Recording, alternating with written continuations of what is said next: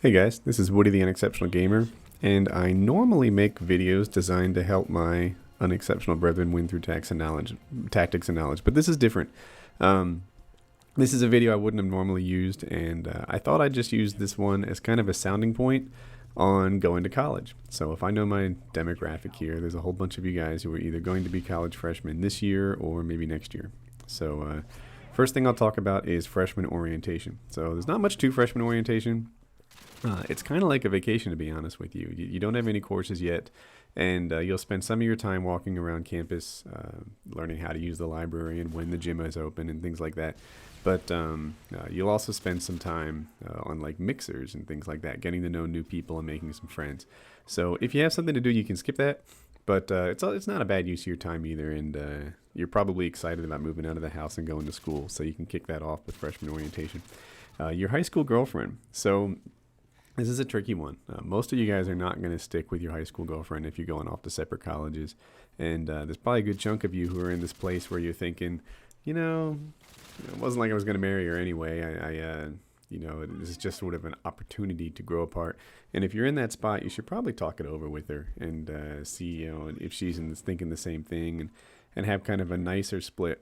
If you don't do that, then the odds are you'll probably split by Thanksgiving. You'll come back, make out with her one more time, and that'll be that. So the course load and grades. If you made it through high school by kind of studying every now and then and catching up and, falling behind and catching up, you'll find that harder to do in college. So, in terms of sort of keeping pace with the crowd, it's one step further when you get your undergrad degree, and it's a step higher than that when you get your master's or your PhD. So stay on top of your schoolwork, because if you fall behind, catching up to the class is not going to be as easy as it used to be. And grades are pretty critical in college. So that's a big deal. Dorm life. So talk to your roommate before you get started in school. Usually the school will give you some sort of contact information for your roommate, and you guys can work out who brings what. Like, you don't need 2 microwaves, you don't need 2 TVs. See what you have, select the better of each one, and that'll be that. A lot of dorm rooms have like a tile floor sometimes. So if that's the case, then grab a $20 carpet from Walmart. It'll make a huge difference, and you won't have like tons of little crumbs and stuff as you climb in your bed.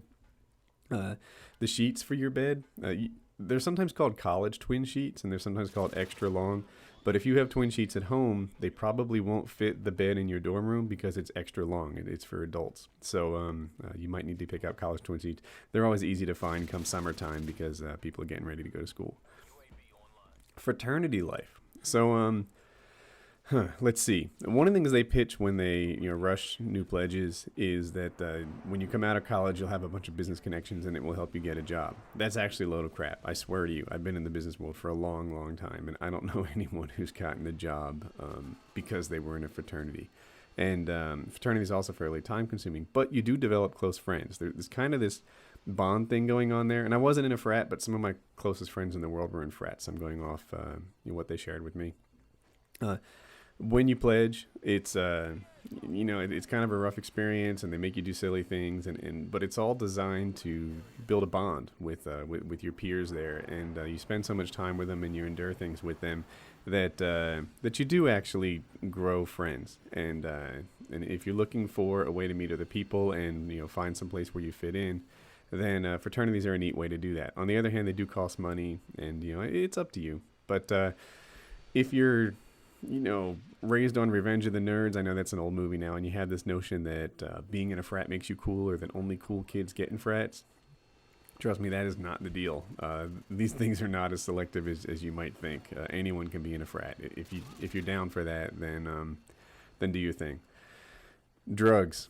So you're going to be living away from your parents for the first time, and this is going to mean that you can drink in your dorm room if you get access to alcohol or whatever. There'll be drugs available to you in college, and my advice is to cool it. I don't know what you did in high school, but there are a lot of guys who find themselves putting more effort into their recreational time than their study time. And if that's you, then take a look at yourself and keep in mind that you have an opportunity. There's a fork in the road here, and I know I sound awful dad-like, but don't screw this up. Like, this is really for real here. And if you spend too much time on the rec scene, the recreational scene, instead of in the books, then you really can make decisions that change the course of life that you would have been on.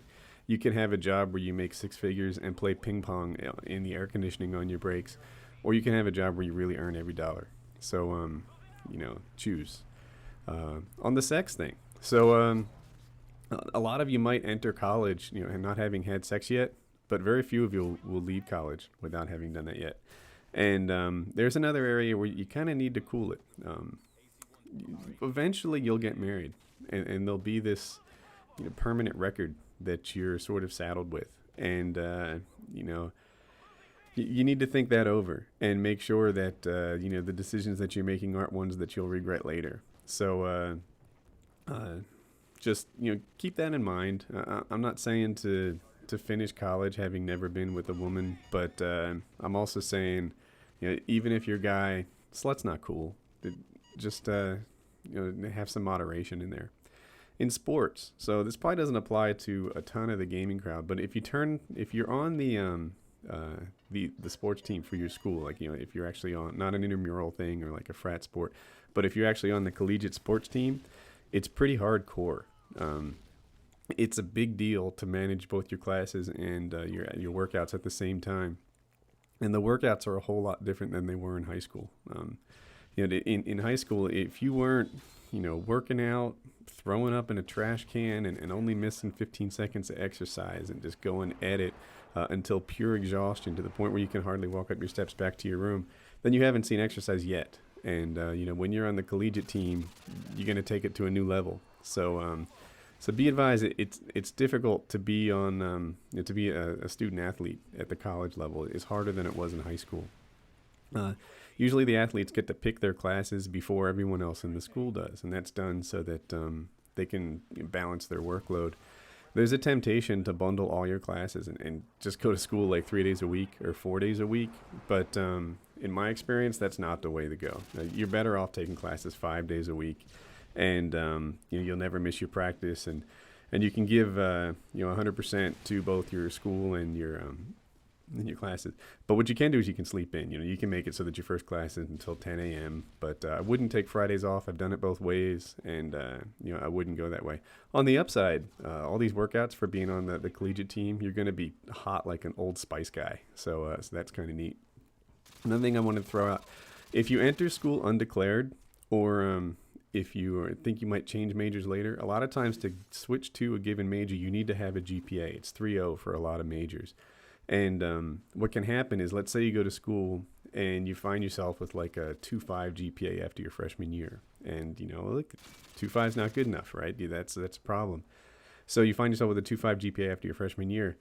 You need a 3.0 to get in the major that you want. So you have to spend an entire year maintaining a 3.5 GPA. And let's face it, that's not easy for you. You just pulled a 2.5.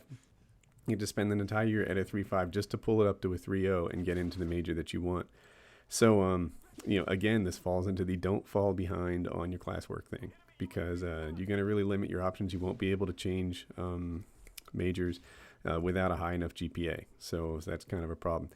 But on the other hand, don't give up. If things aren't going like you want them to, you can change schools a lot. And, while that'll slow things down, you can change schools. You can get in the major you want over there and start over again. So, if things aren't going your way, then it is not time to give up and decide that your life isn't going to be the life that you wanted.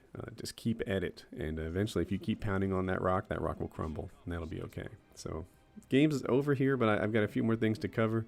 The last one actually is the freshman 15. So, entering college, again, no one's really there to guide you to make sure that you're eating right, to make sure that you're exercising, to make sure that there's no limits. You might find yourself in the dorm room snacking all the time when you shouldn't be snacking, or the cafeteria has unlimited food. Most cafeterias, or a lot of cafeterias, work this way, or you get this card from your mom that seemingly doesn't even use real money, and you can buy anything you want at the cafeteria. A lot of people gain weight when they first enter school, so don't be that guy. Go keep in shape and use college as an opportunity to better both your mind and your body and spend your effort, and it can be some pretty rewarding time. And the last thing I want to say is, for you guys that maybe already been in college, or especially guys who've dropped out of college, share your advice, share your lessons learned, whether they're from your successes or from the hard time that you've endured. Throw something in the comments and let these guys know, who are going to school probably a month from now, what they can learn from it. So I hope this was a good commentary and that some of you guys got something out of it. So I just listened to my commentary again, and I realized I left something out I wanted you guys to talk to each other about, and that's buying books. So I'm sure that's changed a lot. I don't think I have any timely advice on how to buy books. Things have improved since the day where everyone had to pile into the college bookstore and pay full price. So if you guys have figured out the best way to buy books at an affordable rate, if there's some online store or used exchange that works for you guys, share it with each other, and maybe you save each other a lot of money. So it's the last thing I wanted to throw in there. Have a good day.